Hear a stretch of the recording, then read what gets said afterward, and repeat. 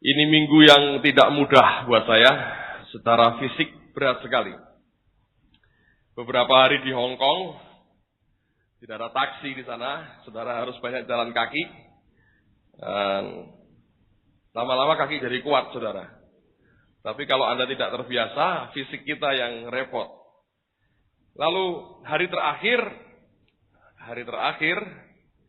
saya ada urusan dengan satu hamba Tuhan di Hong Kong, seorang gembala sidang. Jadi kita bicara, dari pagi saya sudah keluar dari rumah, dari apartemen tempat saya bermalam.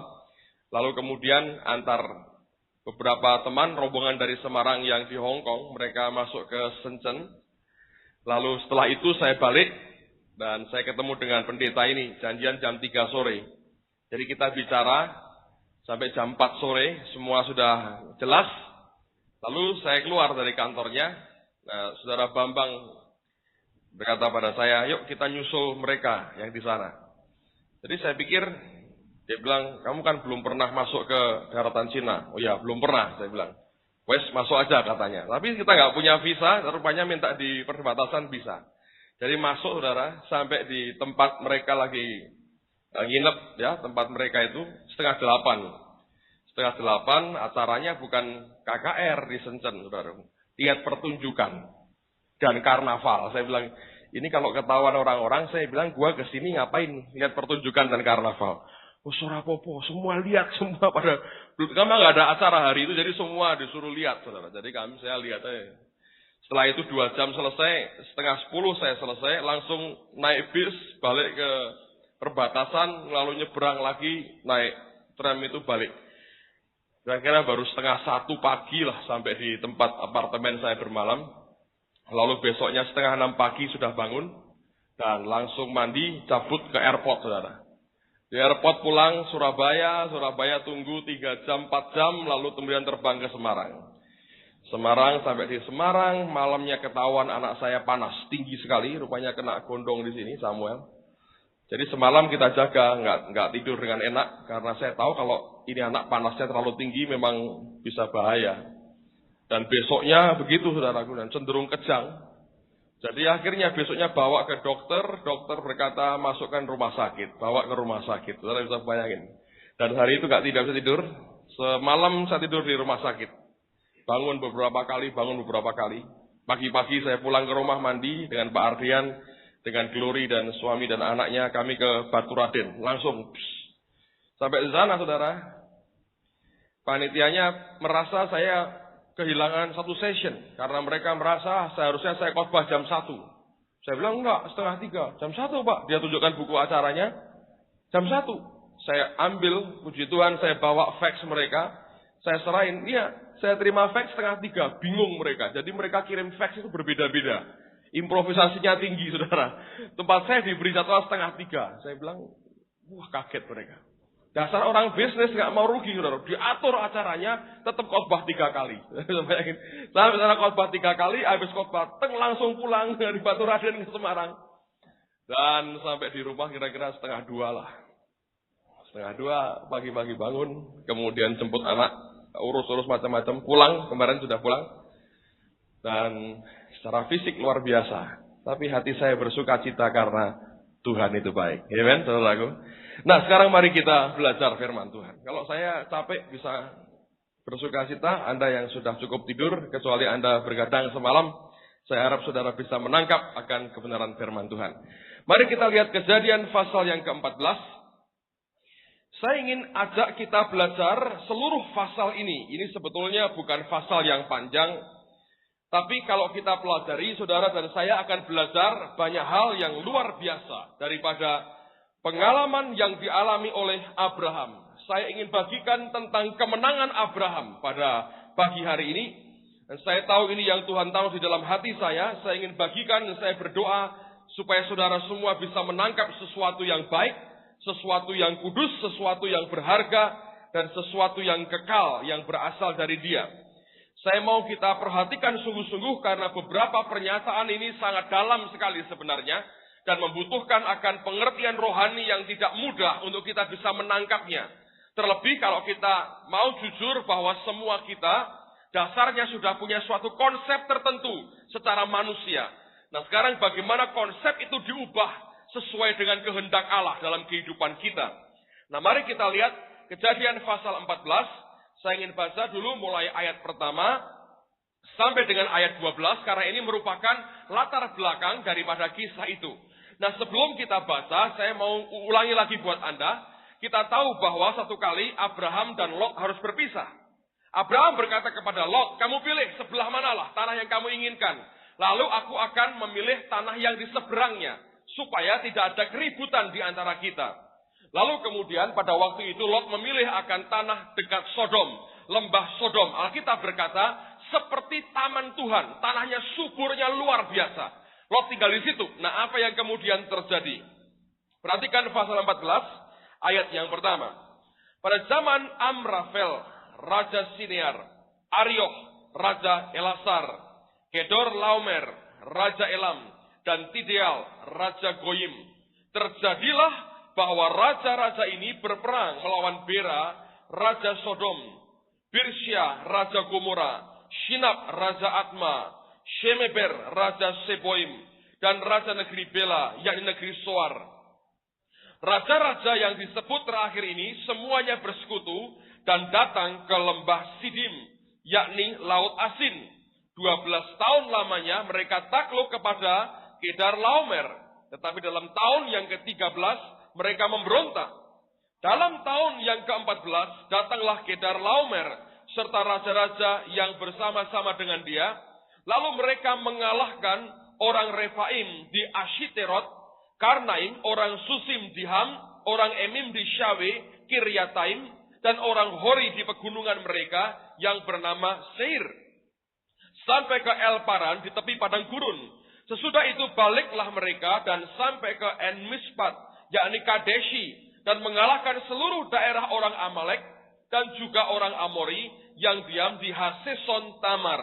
Lalu keluarlah raja negeri Sodom, raja negeri Gomora, raja negeri Atma, raja negeri Seboim, dan raja negeri Bela, yakni negeri Soar, dan mengatur barisan perangnya melawan mereka di lembah Sidim, melawan Kedor Laomer, Raja Elam, Tideal, Raja Goyim, Amrafel, Raja Sinear, dan Arioch, Raja Eleasar. 4 raja lawan 5. Di lembah Sidim itu di mana-mana ada sumur aspal. Ketika Raja Sodom dan Raja Gomora melarikan diri, jatuhlah mereka ke dalamnya. Dan orang-orang yang masih tinggal hidup melarikan diri ke pegunungan. Segala harta benda Sodom dan Gomora beserta segala bahan makanan dirampas musuh. Lalu mereka pergi, juga Lot, anak saudara Abram, beserta harta bendanya, dibawa musuh, lalu mereka pergi. Sebab Lot itu diam di Sodom. Nah ini merupakan latar belakangnya. Anda bisa mengerti ada peperangan. Raja Sodom terlibat dalam peperangan itu. Dan Lot ada dan tinggal di dalam kota Sodom. Nah waktu Sodom dikalahkan, apa yang terjadi? Mereka semua ditawan, bukan hanya keluarganya, harta benda mereka juga ditawan. Nah sekarang mari kita belajar bagaimana hati Abraham pada waktu dia mengatasi akan kesulitan itu.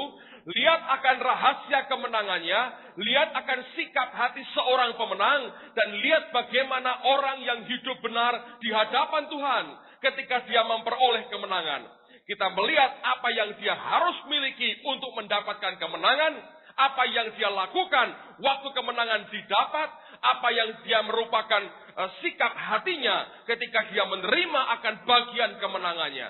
Dan saya mau ajak kita pelajari dengan teliti pada pagi hari ini, dan saya berdoa ini akan berbicara banyak dalam kehidupan kita. Nah, sekarang mari kita teruskan. Lihat bagian yang pertama, kita lihat ayat 13 sampai dengan ayat yang ke-16. Ini penting sekali.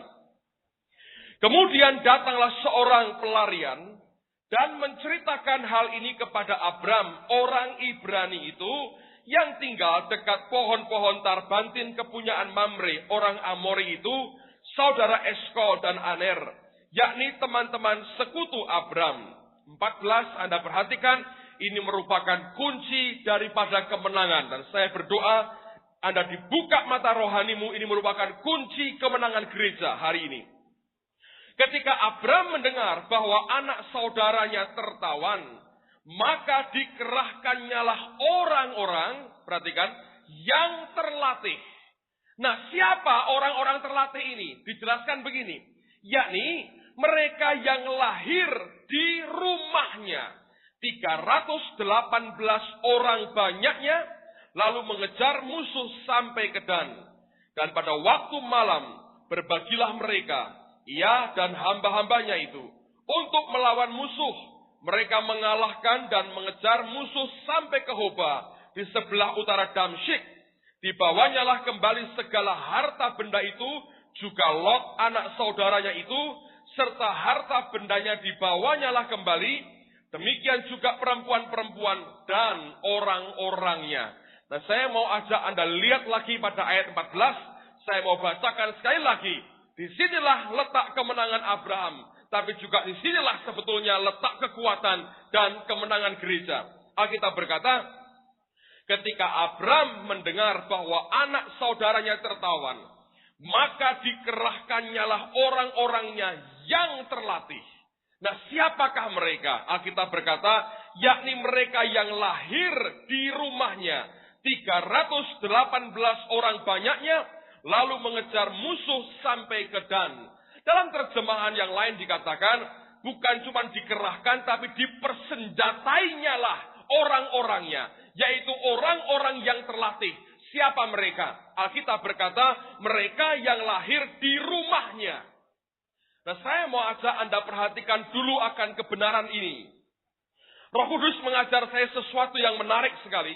Saya mau tunjukkan kepada saudara, ini seharusnya merupakan rahasia kemenangan gereja. Saya percaya bahwa gereja lokal dipanggil bukan untuk mencari tambahan keanggotaan dari luar digabungkan ke dalam. Tetapi kalau Anda perhatikan, orang-orang yang terlatih ini justru Alkitab berkata, yang pertama adalah orang-orang yang lahir di dalam rumah tangga atau keluarga besar Abraham.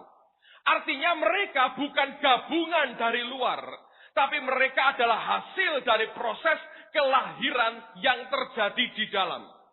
Gereja akan tumbuh dengan kuat kalau kita menekankan membawa Injil kepada orang yang belum kenal Tuhan, lalu membuat mereka lahir baru. Itu yang terjadi, sehingga prosesnya adalah kita memiliki orang-orang yang lahir di dalam.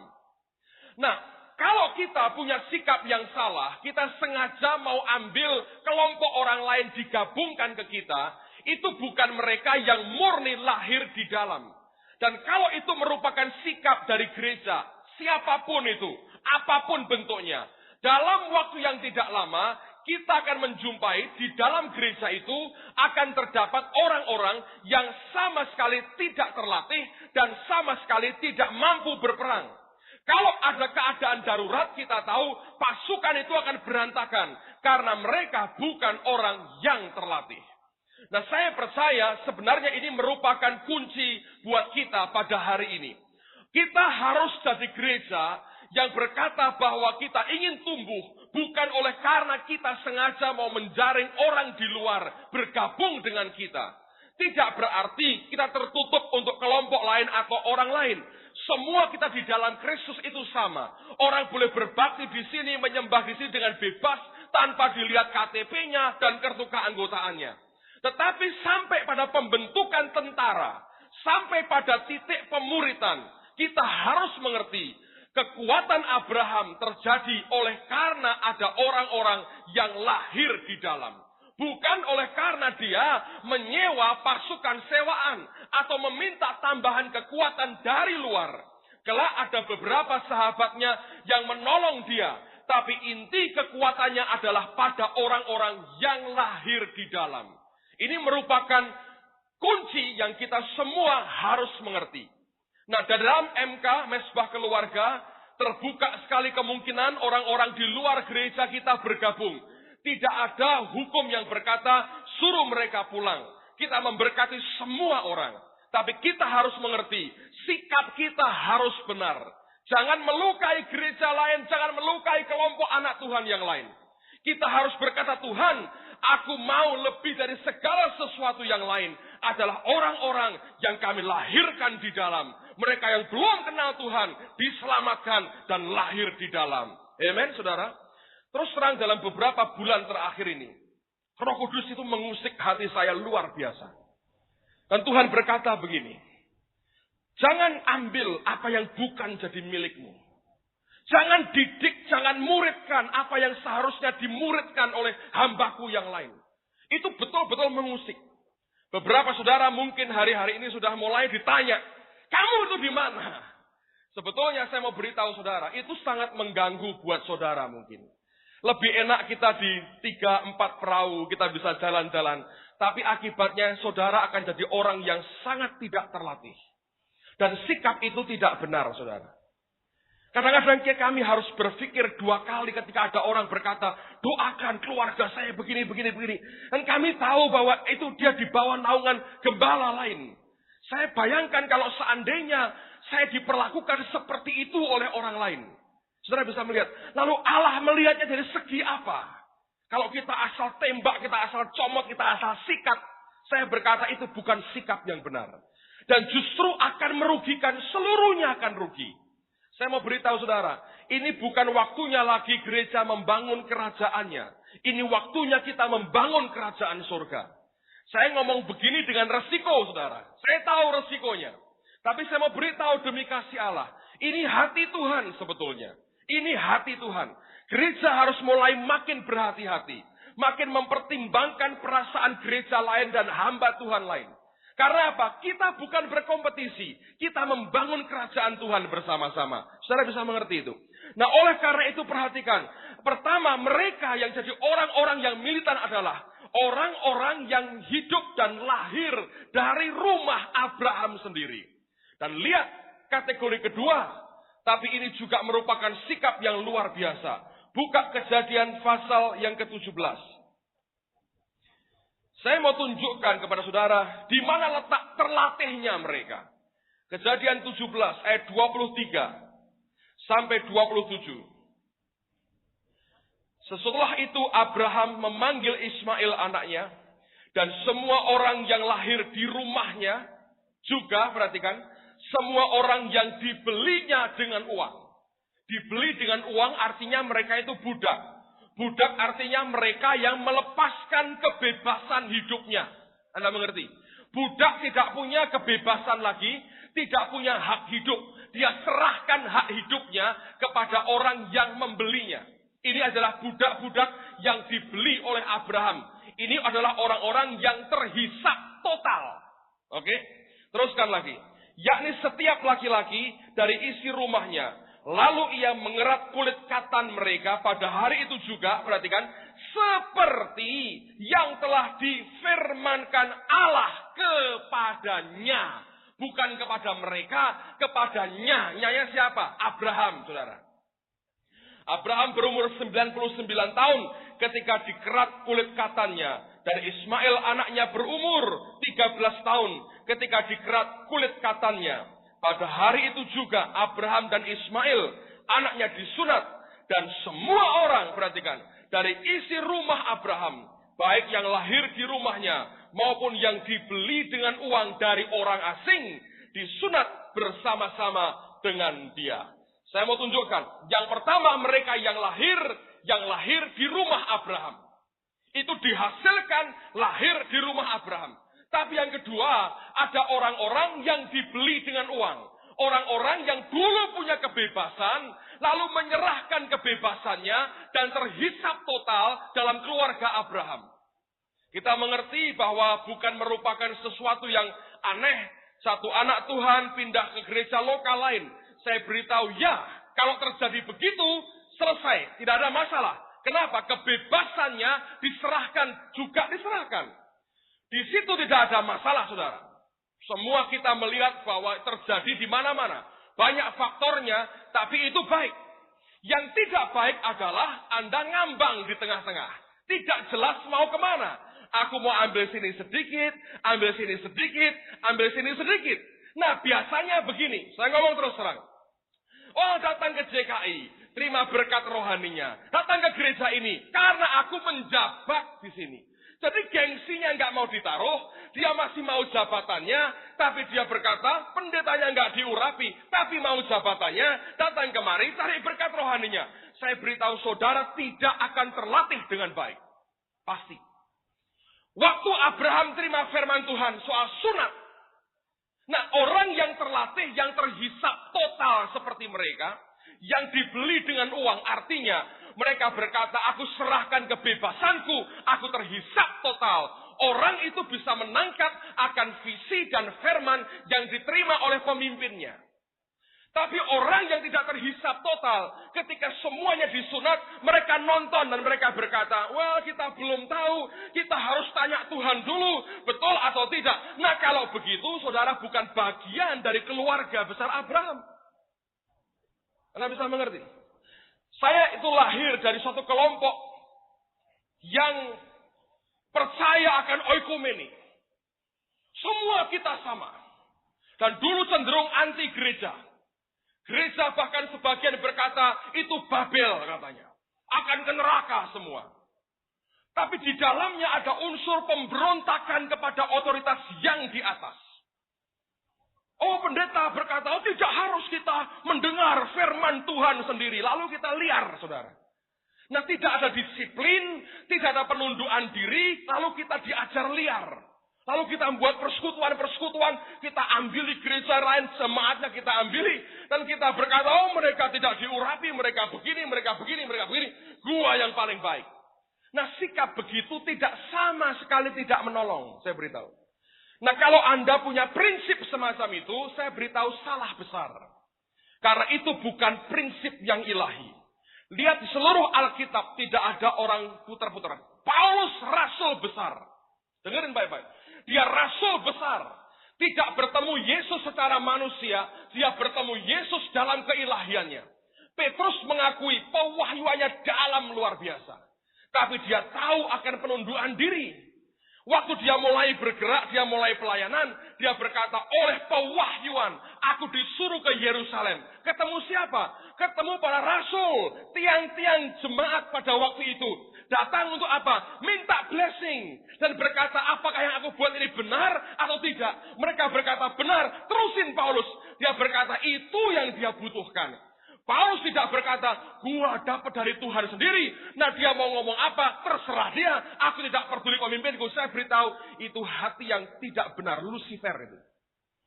Nah saya beritahu saudara, jangan pernah kita mau ditipu dengan semua konsep begitu. Sepertinya rohani. Tapi sebetulnya membawa roh kita jadi liar. Alkitab berkata, itu bukan dari Tuhan sebetulnya. Paulus berkata, kamu punya banyak beribu-ribu pengajar. Kamu cuma punya satu Bapa. Nah orang Kristen harus tahu itu. Kita ditempatkan Tuhan di mana? Dalam bentuk formasi seperti apa? Di situ kita tinggal. Kita lahir di situ atau kita berikan hak hidup kita di situ. Lalu kemudian kita bergerak bersama-sama. Nah, saya beritahu Allah sedang mengerjakan sesuatu yang luar biasa. Saya mulai melihat suatu model baru yang terakhir ini Tuhan mulai kerjakan. Nah kita ini dengan beberapa gereja ada kerjasama. Tidak diformulasikan dalam bentuk badan baru, tidak. Karena ini akan fleksibel sekali saya tahu. Ada 3 gereja yang terlibat dan Taman Getsemani juga ikut. Kita punya proyek Hong Kong, saudara. Ini saya lihat bagus sekali. Duit kita urun sama-sama. Kita kirim orang, kelak kita kirim orang, taruhkan di Hong Kong. Lalu kira-kira nanti mungkin ada gereja lokal Hong Kong yang tidak ada kaitan sama kita yang tangani mereka secara rohani. Jadi kita ini keluarkan biaya, kirim orang, gereja di Hong Kong yang kerjain, tidak kita bangun kerajaan sendiri. Jadi ini kayak gereja kota, gereja provinsi kirim orang. Anda lihat, ini model baru saudara. Kita nggak ngibarkan panji kita sendiri, kita mengibarkan panjinya Yesus. Dan kalau Anda lihat, akan terjadi hal yang luar biasa sebentar. Nah saya mau beritahu, ini model yang Tuhan sedang kerjakan. Baca di Alkitab, hal yang sama terjadi. Oleh karena itu betapa pentingnya semua kita belajar prinsip dan konsep yang dialami Abraham. Waktu dia dengar musuh merampas akan saudaranya, dia langsung lengkapi mereka, senjata diberikan. Mereka orang-orang terlatih. Kalau Anda tidak punya komitmen, bagaimana bisa terlatih? Nggak mungkin. Contoh, saudara. Saudara belajar bela diri misalnya, ya. Hari ini, hari Senin, belajarnya karate. Nanti Senin depan, silat. Senin depan lagi, wushu. Senin depan lagi, senam kesegaran jasmani. Senin depan lagi, fitness. Senin depan lagi, main catur. Senin depan lagi, main kelereng. Mau latihan gimana? Musuh datang, bingung jurus mana? Jurus kelereng atau jurus apa ini? Nggak terlatih sama sekali. Kenapa? Orang ini tidak punya komitmen. 318 orang adalah orang-orang terlatih. Dan selalu, saudara, dengar baik-baik. Selalu konsep ini akan ditentang oleh orang yang hatinya sebetulnya sedang berontak dan sedang pahit. Kalau mereka dikecewakan dan pernah dikecewakan orang, mereka berkata, aku tidak percaya kepada manusia. Dan sebetulnya itu merupakan hati yang berontak bukan kepada manusianya, tapi berontaknya kepada Allah. Saya mau beritahu saudara, ini hal yang luar biasa akan Tuhan kerjakan. Saudara doakan Hong Kong, saya berdoa supaya jadi model yang bagus sekali. Siapapun yang akan dikirim oleh kelompok ini, tidak lagi di bawah kita, di bawah gereja di Hong Kong. Dan Anda akan lihat cara orang Hong Kong. Anda kalau tidak siap, hatimu gampang serik, gampang apa? Forget it. Orang Hong Kong kasarnya luar biasa. Menurut kita orang Jawa Tengah, saudara. Kasarnya minta ampun. Ngomong ruang kayak film surat perang. Ciro ngamuk tuh kalau Anda tahu. Model begitu mana tahu. Makannya enak, belanjanya bisa. Tapi kalau kumpul sama orangnya minta ampun. Kerjanya jalannya cepet. Tidak ada orang jalan santai, itu nggak ada. Saya bilang semua jalan cepet, dipacu. Dan flatnya kecil-kecil. Waduh, minta ampun. Yang kita sewa itu, saudara. Dengan kantor gede yang kita di atas, bukan seluruhnya ya, yang ruangan untuk teman-teman kerja itu, ya kira-kira kecil lagi lah. Itu isinya 2 kamar, Anda bisa bayangin, ada dapur, kamar mandi. Jadi ruang tamu, ruang makan nggak ada. Jadi sak kotak gitu, Anda masuk langsung itu kamar, lewat dapur, terus kamar mandi. Kamar mandinya aja, pintunya aneh, lekuknya sedikit aneh, kalau mandi harus gini. Tapi bisa mau apa? Dan di mana-mana cantelan baju di mana-mana. Jadi Anda lihat itu baju cerantel di mana-mana. Mau diapain? Memang gak ada tempat. Tahu berapa sewanya? 3 juta. Tempat tok, saudara, 3 juta. Di sini 3 juta setahun, Anda dapat rumah bagus kan? Ya. Di sana mandi begini. Ini begini, saudara. Mau apa? Ya begitu keadaannya. Saya nggak bisa bayangin. Orang tertekan sekali di sana, ya, stres. Begitu Anda bagus di luarnya tok, dalamnya. Dan sepandang mata memandang, centelan baju melambe-lambe itu, saudara. Segala macam itu. Aneka ria komplit. Sampai enak lah. Saya 4 hari, hari ketiga, gua pulang aja. Sudah nggak tahan. Tensionnya itu kayak gitu. Tapi kalau ada beberapa gereja dukung, bagus kira-kira. Ngerti sudah? Saya mau beritahu, ini hal baru. Dan orang tidak bisa, kalau Anda tidak bisa komitmen, berat. Saya bicara dengan seorang pendeta di sana, mereka berkata, saya mau komitmen. Orang yang memberikan hidupnya total. Dan bukan orang yang Kristen cengeng. Nanti sebulan, 2 bulan nangis, minta pulang. Kenapa? Kangen soto dan nasi pecel, gak bisa lagi. Itu memberi hidup, saudara. Amen, saudara. Saya berdoa supaya Tuhan buka mata rohani kita lah hari ini. Kita tidak mau membangun kerajaan sendiri. Kita mau bangun kerajaan surga. MK ditekankan bukan untuk ambil jemaatnya orang lain. Jangan, saudara.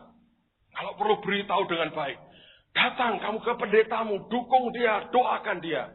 Cari mereka yang belum bertobat. Cari mereka yang belum dalam Tuhan. Cari mereka yang masih dalam kegelapan, dalam dosa. Cari jangkau mereka. Itu mulia. Kalau enggak percuma.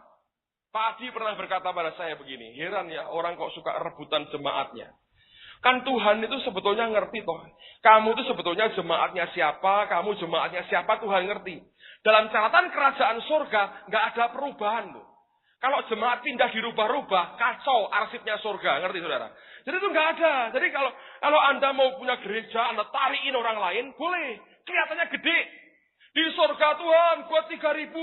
Dilihat, enggak, 30. Lah ini Tuhan 3.000. Loh yang 2.700 sekian itu miliknya ini sebagian.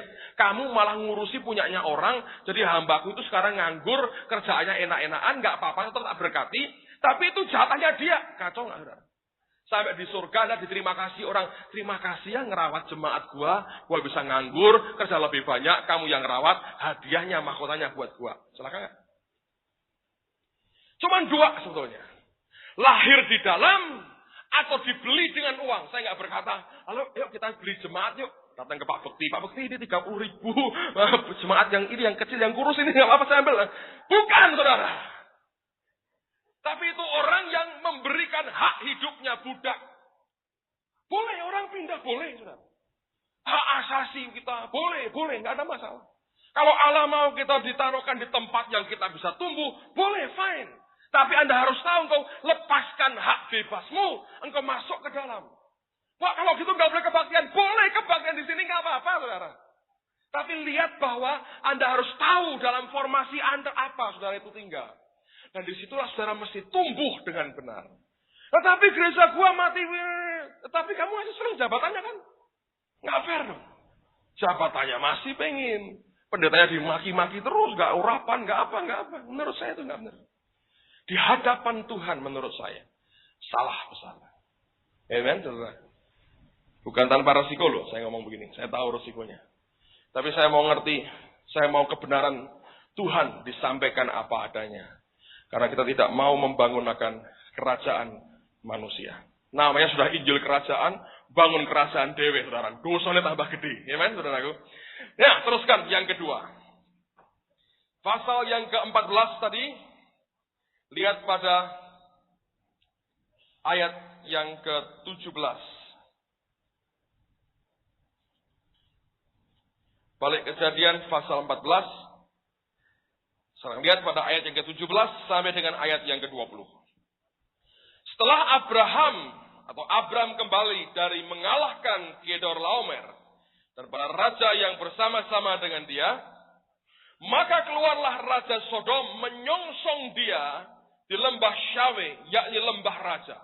Yang nyongsong Raja Sodom di lembah raja.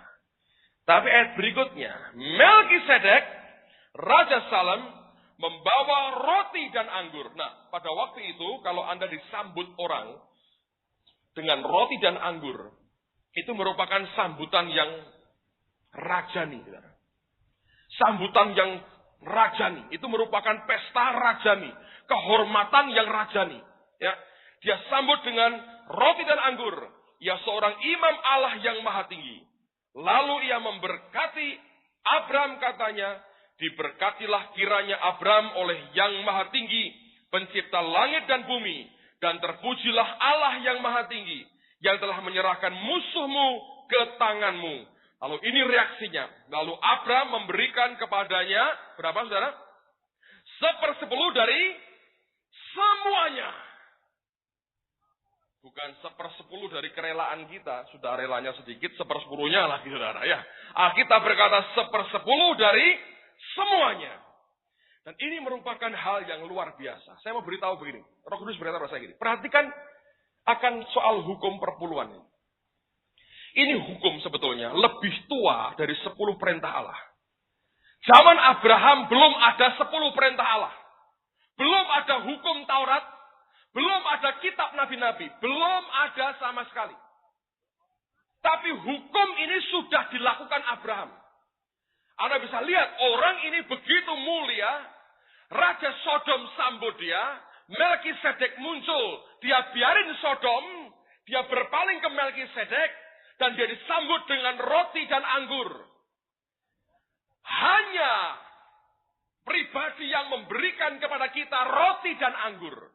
Pribadi itu yang layak menerima akan perpuluhan kita. Nah, saya beritahu, di seluruh dunia tidak ada pribadi yang bisa memberikan roti anggur. Kecuali satu nama, yaitu siapa? Yesus sendiri. Dia berikan roti anggur yang sebenarnya, yaitu siapa? Apa itu? Tubuh dan darahnya. Dia sambut akan Abraham dengan perjamuan yang rajani. Melkisedek simbol daripada Kristus. Nanti kita baca itu. Nah, dia tawarkan akan perjamuan yang rajani, yaitu tubuh dan darahnya sendiri. Kepada pribadi yang satu ini, Abraham berkata, aku berikan semuanya, 1/10 dari semuanya aku berikan kepadamu. Dan ini hukum kebenaran ini lebih tua dari hukum Taurat dan semua kitab nabi-nabi. Sebelum ada hukum Taurat, sebelum ada kitab nabi-nabi, sebelum ada 10 perintah Allah, sebelum ada perjanjian baru, hukum ini sudah dijalankan oleh Abraham. Saya percaya kalau hukum ini merupakan hukum yang begitu tua dan begitu lama dan muncul pertama kali, saya yakin punya akibat yang besar kalau orang Kristen dengan setia melakukan akan hukum ini. Nah, sekarang mari kita lihat Ibrani pasal yang ke-7. Ibrani pasal yang ke-7. Lihat pada ayat yang pertama sampai dengan ayat yang ke-10. Ibrani pasal 7 ayat pertama sampai dengan ayat yang ke-10. Sebab Melkisedek adalah Raja Salem dan imam Allah yang maha tinggi. Ia pergi menyongsong Abraham ketika Abraham kembali dari mengalahkan raja-raja dan memberkati dia. Kepadanya pun Abraham memberikan 1/10 dari semuanya. Menurut arti namanya, Melkisedek adalah pertama-tama Raja Kebenaran. Dan juga Raja Salem, yaitu Raja Damai Sejahtera. Ia tidak berbapa, tidak beribu, tidak bersilsilah, harinya tidak berawal, dan hidupnya tidak berkesudahan. Karena ia dijadikan sama dengan anak Allah, ia tetap menjadi imam sampai selama-lamanya. Lihat, ini merupakan bayang-bayang daripada Kristus sendiri. Ayat 4. Camkanlah betapa besarnya orang itu, yang kepadanya Abraham bapak leluhur kita memberikan 1/10 dari segala rampasan yang paling baik. Kalau kita mengakui kebesaran Tuhan kita akan mewujudkan di antaranya dengan kesetiaan dalam kita mengembalikan perpuluhan kita. Saya mau beritahu ini kebenaran dan hukumnya tua, lebih tua dari semua kitab yang lain. Oleh karena itu merupakan salah satu hukum yang pertama dikeluarkan Tuhan, dilakukan oleh Abraham. Dari Kejadian ditulis dalam Ibrani diulang lagi. Saya percaya itu hukum penting di mata Allah untuk kepentingan kita orang-orang yang mencintai Dia. Teruskan lagi. Ayat 5. Dan mereka dari anak-anak Lewi yang menerima jabatan imam mendapat tugas menurut hukum Taurat. Lihat, dari Abraham diteruskan ke hukum Taurat. Untuk memungut 1/10 dari umat Israel. Yaitu dari saudara-saudara mereka. Sekalipun mereka ini juga adalah keturunan Abraham. Tetapi Melkisedek yang bukan keturunan mereka memungut 1/10 dari Abraham dan memberkati dia walaupun ia adalah pemilik janji. Memang tidak dapat disangkal bahwa yang lebih rendah diberkati oleh yang lebih tinggi. Ayat 8 Anda perhatikan betul ayat ini. Dan di sini manusia-manusia fana menerima 1/10. Dan di sana, siapa saudara? Iya. Anda harus tahu. Setiap kali kita kembalikan bagian Tuhan, manusia di sini diperintahkan untuk memungut para imamnya. Tapi sebetulnya semua yang engkau bawa itu di sana, ia yang menerimanya. Kalau Anda baca terjemahan bahasa Inggrisnya lebih jelas. Ia menerima akan perpuluhan itu. Dikatakan yang tentang dia diberi kesaksian bahwa ia hidup. Maka dapatlah dikatakan bahwa dengan perantaraan Abraham dipungut juga 1/10 dari Lewi. Yang berhak menerima 1/10 dari yang berhak menerima pun mesti memberi. Makanya pendeta hamba Tuhan juga harus memberi. Walaupun secara hukum Tuhannya mereka boleh terima perpuluhan, mereka boleh makan dari perpuluhan itu, tetapi mereka juga harus mengembalikan perpuluhan. Jangan dipikir tidak. Karena Alkitab berkata, harus juga. Walaupun yang berhak menerima perpuluhan, tetap harus juga memberikannya. 10. Sebab ia masih berada dalam tubuh bapak leluhurnya. Ketika Melkisedek menyongsong bapak leluhurnya itu. Saudara sekalian, ini merupakan hukum yang luar biasa. Orang ini tahu persis apa yang harus dibuat. Nah, saya punya pengalaman dengan Tuhan, saudara. Sebetulnya tidak ada hukum yang berkata, oh kamu memberi perpuluhan tiap minggu pertama. Sebenarnya nggak ada. Satu kali kami ini setia ya memberi perpuluhan dari sejak belum menikah. Dan istri saya itu punya kebiasaan bagus. Semua pemasukan pengeluaran itu punya catatannya. Detail sekali. Tiap hari. Selama sekian tahun, kami menikah sudah 10 tahun. 10 tahun lebih itu punya catatannya. Dari tahun ke tahun. Sebagian sudah dibuang oleh dia. Tapi sebagian masih disimpan. Dari tahun ke tahun dia punya tiap hari catatannya. Victor berangkat ke Cina ya. Beberapa dari kami juga pesan dia. Kamu tolong tulis semua pengeluaranmu. Karena kita pengen tahu orang mission trip gitu tuh habisnya berapa. Kita perlu punya data yang komplit, saudara ya. Jangan sampai orang kita utus kelaparan lalu kasihan di sana. Nah, jadi dia punya catatan begitu. Nah, dulu kami punya kebiasaan kita memberi perpuluhan tiap minggu pertama. Tapi aneh sekali. Kenapa kok hidup tuh kadang-kadang kurang ya. Tuhan sudah dikerjakan. Terus kita pernah nekat, ayo kita kasih 20%. 20% bukan Tuhan yang suruh, malah tambah kurang. Tuhan kok tambah kurang? Gua ngasih 20%. Saya berdoa, Tuhan berkata, siapa yang suruh? Ya nggak ada. Saya sendiri, saya pikir ini si pedagangnya kan, beri kamu akan diberi. Loh, dulu saya juga begitu, saudaraku. Kan enak lah, beri maka kamu akan diberi. Waduh, jadi kalau saya tembak 10% sekian, 20% sekian. Gitu. Lama-lama tembak-tembakan sama Tuhan, main jackpot. Saya beritahu keliru besar. Nah, akhirnya saya mundur lagi, 10% aja. Tapi masih kurang. Kami berdoa, Tuhan, ini apa yang keliru? Lalu kemudian Tuhan berkata begini, kamu soalnya nahan perpuluhan. Enggak Tuhan, saya kasih tiap minggu pertama. Lah, mana ayatnya? Tiap minggu pertama. Enggak ada. Jadi akhirnya Tuhan ajar begini, saudara. Dalam minggu itu, berapapun yang kami terima, ambil. Nanti pada hari ibadah begini, saya bawa. Saya suaminya, saya yang mesti bawa. Istri saya hampir tidak pernah, kecuali saya pergi ya, sedang keluar kota, dia yang bawa perpuluhan masuk. Tapi saya sebagai imamnya, saya yang ambil. Kok begitu Pak? Saya tahu saya imam. Ini bagian daripada tugas saya. Jadi saya mesti yang kembalikan ke Tuhan.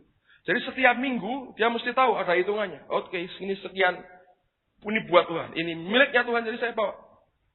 Sejak itu kami nggak pernah hidup dalam kekurangan. Luar biasa. Karena ternyata rupanya begini, kalau Anda simpan, memang tidak Anda pakai. Kalau pas nggak butuh ya, saudara. Anda nggak pakai kan, Anda simpan dengan rapi kalau pas tidak butuh. Kalau butuh, pinjam Tuhan, ambil sendiri. Dan belum bilang apa-apa, kita paling peka orang berkata, oh saya tidak dengar suara Tuhan Pak. Saya susah mendengar suara Tuhan. Nah itu kalau minjem perpuluhan kok dengar suara Tuhan. Pinjam Tuhan. Jawab diri, iya, ora opo-opo, cileo, pakai. Nah itu. Jadi kadang-kadang kita ini kerungon-kerungonan, saudaraku ya. Banyak orang Kristen itu memang suka kirap-kirapan dengar suara Tuhan. Nah, akibatnya kita berbuat seperti itu. Tapi kami diajar Tuhan. Setiap kali minggu kami bawa. Masukkan. Minggu berikutnya nggak disimpan, saudara. Waktu kami nyimpan, kami nahan. Makanya dengan sinode. Sinode JKI itu kan mengharuskan, itu aturannya, semua gereja bawah JKI memberikan 1/10 dari semua income-nya. Makanya Anda kalau baca laporan itu kan perpuluhan untuk sinode diberi. Karena saya diajar begitu, kami kalau memberi perpuluhan tiap Senin, saudara. Selesai Anda bawa persembahan, perpuluhan gereja ini ada. Kita kan Lewi, kita kan berhak gereja ini terima perpuluhan. Tapi Lewi ini harus memberi. Jadi kita memberi, saudara. Yang kita beri 1/10 dari semua income. Jadi kami ambil Senin, tidak usah tunggu nanti minggu berikutnya. Langsung masukkan. Kirim, ada bank account-nya, kirim. Selesai. Sehingga setiap kali laporan itu dari sekretaris sinode akan memberikan laporan tiap minggu itu. Berapa yang kami persembahkan setiap minggunya. Kenapa? Karena kami tidak mau tahan akan uang Tuhan. Anda bisa mengerti. Nah itu ternyata memberikan dampak yang besar sekali. Saya ngalami dalam hidup saya, itu yang Tuhan kerjakan. Saya berdoa Anda belajarlah seperti itu. Sebisa-bisanya. Loh saya kerja Pak, nah saya kan tidak mungkin terima mingguan. Saya bilang, enggak ada yang mengharuskan Anda mingguan kalau tidak bisa mingguan. Tapi buat saudara yang mampu untuk begitu, jangan ditahan saudara. Karena nanti kita akan kerungon-kerungonan suara Tuhan. Pakailah perpuluhan. Seperti Daud makan roti. Nah, orang Kristen itu pinter cari ayat. Seperti Daud makan roti yang di ruang kudus. Nah, saudara. Kamu kan keturunan Abraham. Imamat yang rajani. Pakailah tidak apa-apa. Nah, nanti kan langsung dipakai. Nah, itu yang berbahaya sesungguhnya. Saya belajar, mari kita hidup benar dalam anugerah Tuhan. Amen, saudaraku. Ya, kembali ke Kejadian pasal yang ke-14. Lihat sekarang pada ayat berikutnya, ayat 21 sampai 24. Nah, ini bagus, saudara. Saya bacakan dulu ayat 20 supaya karena ini ada sambungannya. Saya berdoa ini sikap begini Anda miliki. Alkitab berkata, dan terpujilah Allah yang maha tinggi yang telah menyerahkan musuhmu ke tanganmu. Lalu, Alkitab berkata ayat 20, Abraham memberikan kepadanya 1/10 dari semuanya. Nah, ayat berikutnya, ini luar biasa. Kalau kita kira-kira mungkin nggak kayak Abraham. Kenapa? Di mana letak tidaknya? Dengerin. Berkatalah Raja Sodom itu kepada Abraham, berikanlah kepadaku orang-orang itu. Give me the souls. Berikan kepadaku jiwa-jiwa itu. Dan ambillah untukmu harta benda itu. Kira-kira kalau kita berkata apa? Waduh, ini dia, tokcer. Memberi perpuluhan, berkat di depan mata datang. Betul nggak, saudara? Begitu dia memberi perpuluhan, itu yang diangkut itu harta dari minimal 4 atau 5 raja, saudara. 5 atau 4 kota, jadikan satu itu banyak sekali. Raja Sodom datang, dia berkata apa? Orang-orangku, rakyatku bawa kemari. Aku mau jiwa-jiwa itu. Ini semua yang dari kami yang dirampas. Kekayaan 5 kota. Anda bisa bayangin. Ambil semua buat kamu. Kalau kita ngomongnya apa? Wah, firman Tuhan tergenapi. Tingkap langit dibuka. Gua jadi kaya. Karena ini loh, roh jackpot di sini masih kuat, saudara. Jadi roh main hitung-hitungannya kuat. Beri, gua dapat. Itu kan seringkali yang ditekankan. Tapi lihat orang ini lain, saudara. Lain. Terus, ayat 22. Tetapi kata Abram kepada raja negeri Sodom itu, aku bersumpah demi Tuhan, Allah yang maha tinggi, pencipta langit dan bumi. Aku tidak akan mengambil apa-apa dari kepunyaanmu. Sepotong benang. Waduh, ngenyek sekali, saudara. Sepotong benang atau tali kasut pun tidak. Sandal jepit, gua nggak suka katanya. Bahasa sekarang, sandal jepit ya. Supaya engkau jangan dapat berkata, aku telah membuat Abram menjadi kaya. Kalau aku jangan sekali-kali, hanya apa yang telah dimakan oleh bujang-bujang ini, dan juga bagian orang-orang yang pergi bersama-sama dengan aku, yakni Aner, Eshkol, dan Mamre, biarlah mereka itu mengambil bagiannya masing-masing. Yang lain mau ambil boleh. Aku benangmu aja, gua nggak mau. Sendal jepitmu aja, gua nggak mau. Supaya jangan kamu berkata, kamu yang buat Abraham jadi kaya. Hebat, saudara. Dia tahu Sodom itu najisnya luar biasa. Ya. Dan mereka berkata, give me the souls. Berikan kepadaku jiwa-jiwa. Duit aku berikan kepadamu. Abraham tahu dia sedang mau dibeli oleh uangnya Sodom. Sodom ini tidak peduli kekayaan, saudara. Dia mau berikan apa saja supaya dia dapat jiwa. Dunia ini akan berikan apa saja kepada saudara untuk bisa beli akan jiwamu. Nah, orang Kristen harus berhati-hati. Setiap berkat di depan mata, jangan terus dilihat Tuhan. Keliru, saudara. Sebab engkau seringkali tahu bahwa ini uang sebetulnya bukan uang yang benar. Ayo, di depanmu ada barang selundupan. Harga murah dijual mahal. Ambil nggak, saudara? Tahu persis ini selundupan. Ambil nggak? Kemarin aku baru memberi perpuluhan dan uang pembangunan katanya. Hari ini penyelundup kelas kakap datang ke rumah gua nawarin barang murah. Berkat Tuhan. Ambil tidak, saudara? Abraham berkata, ora sudi katanya. Ambil balik, gua nggak butuh. Orang lain boleh ambil bagian mereka. Tapi aku ini Ibrani. Aku ini milik dari Allah yang Maha Tinggi. Aku sumpah demi Allah yang Maha Tinggi. Tidak aku ambil semuanya. Nah ini hebat, saudara. Kita seringkali kelenger, begitu dapat duit itu, hilang. Kolaps langsung. Berkah. Habis, saudara.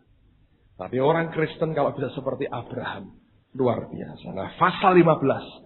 Apa yang Tuhan katakan kemudian? Kemudian datanglah firman Tuhan kepada Abram dalam suatu penglihatan. Janganlah takut Abram, akulah perisaimu. Upahmu akan sangat apa? Besar. Luar biasa. Orang Kristen berani nolak apa yang bukan dari Tuhan. Alkitab berkata, Tuhan berkata, upahmu akan sangat besar. Dia berkata, jangan takut Abram, akulah perisaimu. Upahmu akan sangat besar. Saya berdoa Allah bangkitkan orang-orang militan seperti ini. Yang bukan menghalalkan semua cara hanya untuk mendapatkan yang namanya kekayaan dan harta. Tapi mari kita cintai nyawa dan jiwa kita. Lebih daripada kita cinta uang kita. Mencintai nyawa dalam pengertian biar kita hidup benar. Seperti Tuhan mengingini kita hidup dalam kebenaran. Dan sekarang ini zaman yang tidak mudah. Anda tahu Yesus ini pribadi yang luar biasa. Bedanya apa Yesus dengan Sodom? Sodom mau jiwa-jiwa. Dia lepaskan semua uangnya. Yesus sebetulnya mirip sama. Tapi motifnya berbeda. Anda tahu, saya ketika itu jalan di Hong Kong, saudara. Lagi jalan gitu, Tuhan ngomong sama saya. Diingatkan cerita tentang orang muda yang kaya. Karena saya lihat kan orang begitu sibuk, orang cari duit begini, waduh luar biasa. Saya lihat orang-orang kerja jalan kayak, kalau Anda lihat orang Hong Kong jalan, luar biasa. Situ sama, Jepang sama. Kayak robot semua. Ngejar tram semenit sekali lewat itu doyak, saudara.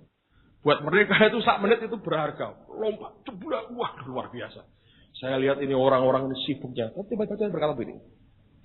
Saya ingat cerita tentang orang muda yang kaya. Dan Roh Kudus ingatkan, Yesus saya. Ketika orang muda yang kaya itu datang kepadanya, Tuhan berkata, cuma satu kurang. Dan ini yang dia berkata, jual segala hartamu. Terus, sumbangkan ke aku? Bukan. Berikan ke Yudas Iskariot jadi kasku? Bukan. Berikan kepada orang miskin. Lalu kamu yang sudah melarat ini, ya kan? Melarat kan saudara? Kamu ikut aku. Hebat. Duitmu gua gak mau. Karena duitmu yang nyemplungin kamu ke neraka. Jiwamu kamu ikut aku. Gak mau, saudara. Kalau sekarang ada begitu, semua aku kerjakan saat masa mudaku. Wah, puji Tuhan, Pak. Ini jabatan bendahara majelis masih kosong. Bapak layak duduk di atas dari majelis gereja. Kumbal, saudara saya beritahu. Itu dengan Sodom aja kalah. Sodom berkata, ambil semua harta. Give me the soul. Sodom. Memang diminta untuk dihancurin sih. Kalau Tuhan lain, diminta hidup kita untuk diselamatkan. Ya, hebat kan? Jadi kalau Anda merasa nggak punya apa-apa hari ini, nggak apa-apa. Dengan orang muda yang kaya aja dia begitu. Nah, gua sudah nggak kaya Tuhan. Nah beneran Tuhan bilang. Malah bagus, nggak ada beban. Ayo ikut katanya. Tinggal dibawa ya. Mau nggak saudara masalahnya? Saya berdoa supaya kita dibuka mata rohani kita. Waktu saya ingat, saya bilang, Tuhan, Engkau luar biasa. Engkau cinta aku bukan karena kemampuanku, bukan karena duitku, bukan karena kekayaanku. Engkau cinta karena Engkau mengasihi jiwaku. Amen, saudaraku. Saya berdoa kita jadi orang-orang seperti itu. Nah, sekarang mari kita bandingkan dengan 2 Raja-Raja pasal yang kelima. 2 Raja-Raja pasal 5. Cerita tentang Naaman. Anda harus tahu bahwa orang Kristen harus tahu waktu kita menerima, kapan waktu kita menerima, dan kapan waktu kita memberi. 2 Raja-Raja pasal 5, ayat yang ke-15. Orang yang hidup dalam selfish, mementingkan diri sendiri terus, Saudara cenderung untuk terus menerima. Tapi orang Kristen yang tahu akan Allahnya dan kenal dengan Tuhannya, dia tahu kapan waktu dia berkata ya, kapan waktu dia berkata tidak, kapan waktu dia bisa menerima, kapan waktu dia harus memberi. Nah, Elisa mengajar sesuatu yang baik sekali. Lihat pada ayat yang ke-15 dari 2 Raja-Raja pasal yang ke-5. Kemudian kembalilah ia dengan seluruh pasukannya kepada abdi Allah itu. Setelah sampai, tampillah ia ke depan Elisa serta dan berkata. Jadi ini Naaman sudah sembuh, saudara. Sekarang aku tahu bahwa di seluruh bumi tidak ada Allah kecuali di Israel. Karena itu terimalah kiranya suatu pemberian dari hambamu ini. Jadi setelah sembuh, dia mau beri, saudara. Tetapi Elisa menjawab, demi Tuhan yang hidup yang di hadapannya aku menjadi pelayan. Sesungguhnya aku tidak akan menerima apa-apa. Dan walaupun Naaman mendesaknya supaya menerima sesuatu, ia tetap menolak. Ini bukan gaya kita, saudara. Malu-malu tapi mau. Oh enggak. Elisa itu prinsip. Ya, ya, tidak, tidak. Biasanya kalau kita kan, wah, enggak, jangan. Ayo, Pak, ini, enggak, jangan. Enggak. Ya, akhirnya, saudara. Berkat, saudara. Alkitab berkata, Naaman desak begitu rupa, tetap dia menolak. Orang ini tahu kapan waktu menerima, kapan dia waktu menolak, kapan waktu untuk dia memberi. Dan Elisa tahu, Naaman datang dengan konsep, oh semua bisa dibeli. Tuhan berkata, tolak apapun, tapi malah beri dia. Elisa itu bukannya menerima, malah memberi, saudara. Memberi apa? Kesembuhan? Bukan. Saya tunjukkan apa yang dia beri. Ayat yang berikutnya, 17. Akhirnya berkatalah Naaman, jikalau demikian, biarlah diberikan kepada hambamu ini tanah sebanyak muatan sepasang bagal. Sebab hambamu ini tidak lagi akan mempersembahkan korban bakaran atau korban sembelian kepada Allah lain, kecuali kepada Tuhan. Dan kiranya Tuhan mengampuni hambamu ini dalam perkara yang berikut. Apabila Tuanku masuk ke kuil Rimon untuk sujud menyembah di sana, anakku menjadi pengapitnya, sehingga aku harus ikut sujud menyembah dalam kuil Rimon itu.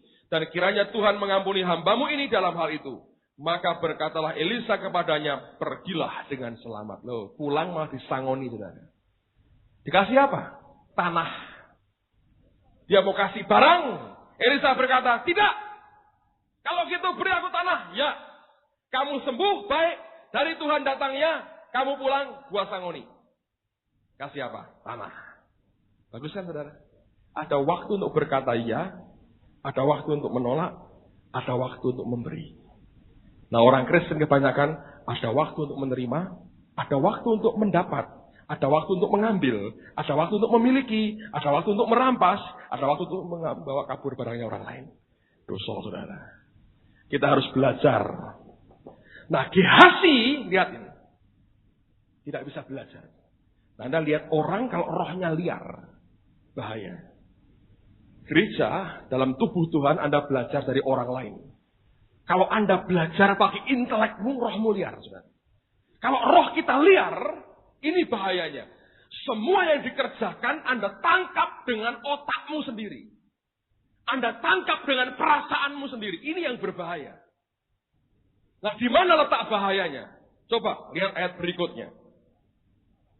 Setelah Naaman berjalan tidak berapa jauh daripadanya, berpikirlah Gehazi, bujang Elisa abdi Allah. Nah, kalau sudah mulai berpikir, habis, saudara. Dia tidak tahu akan apa yang di dalam rohnya Elisa. Dia tidak pernah mengerti seperti apa pengalaman Elisa dengan Tuhan. Semua dia interpretasikan dengan pikirannya sendiri. Nah, ini yang menimbulkan keributan dan kekacauan dalam diri kita sendiri. Teruskan lagi. Sesungguhnya Tuanku terlalu menyegani Naaman, orang Aram ini, dengan tidak menerima persembahan yang dibawanya. Dia mikir, dia berkata seperti dia pikir dirinya sendiri. Perasaannya main. Wah, ini Elisa sungkan ini. Dikasih duit tidak mau nih pasti sungkan. Nah, saya beritahu salah ternyata. Saudara bisa mengerti. Kalau Anda belajar dari orang lain, jangan belajar dengan menggunakan pikiran atau perasaan. Menilai orang lain dengan perasaan sendiri. Wah, ini karena ini sungkan, ini nggak enak. Lalu diinterpretasikan sendiri. Apa akibatnya? Terus, demi Tuhan yang hidup. Pakai nama Tuhan lagi. Anda hidup dalam jiwamu dengan perasaanmu pakai nama Tuhan. Jatuh, saudara. Sesungguhnya aku akan berlari mengejar dia. Dan akan menerima sesuatu daripadanya.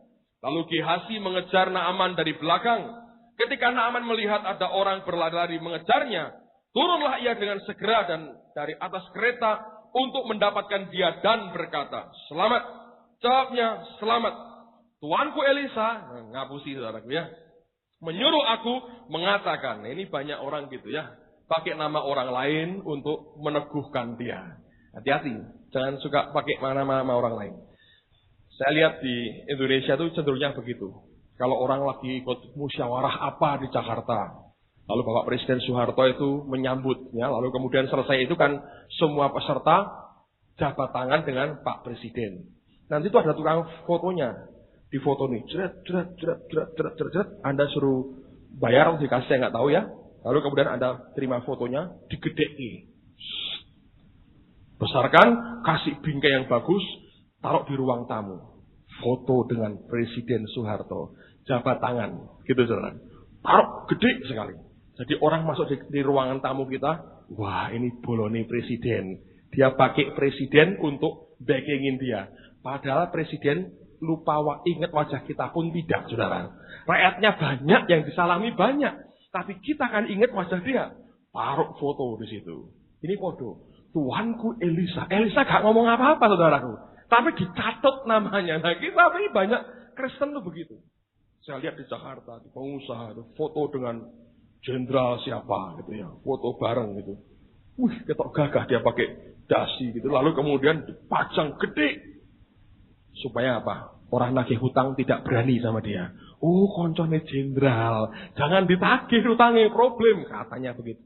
Jenderalnya nggak tahu apa-apa. Pak, foto ya, oke, foto. Dia abdi rakyatnya foto sama rakyat. Dipakai, digedek, lakukan di rumah saudara. Anda bisa tahu, ini Kristen kayak begini semua. Jadi kalau saudara main perasaan, main pikiran, modelnya podo. Elisa berkata, nyatot nama orang lain saudara.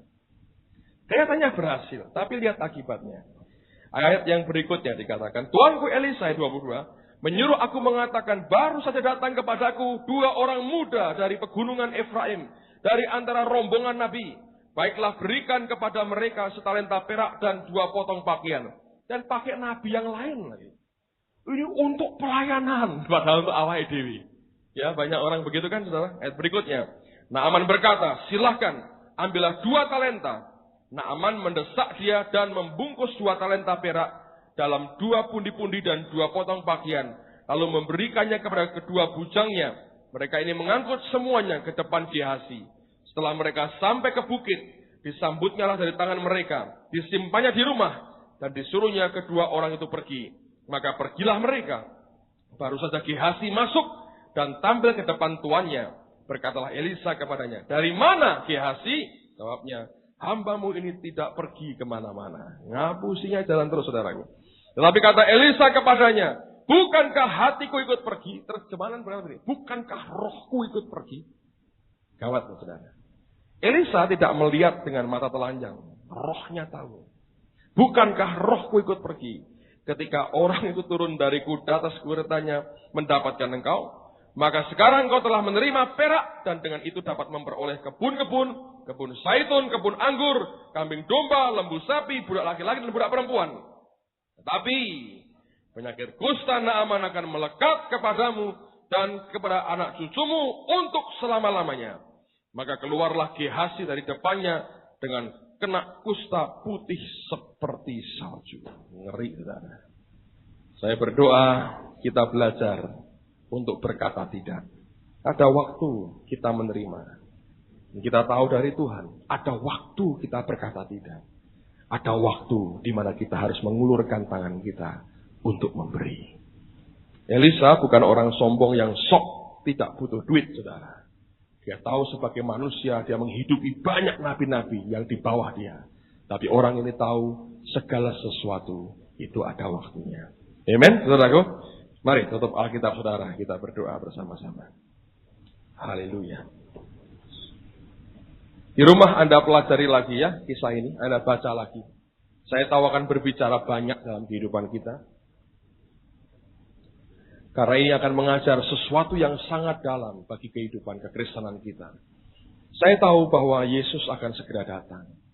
Sudah waktunya umat Allah menyiapkan hati, menyiapkan hidup dengan benar.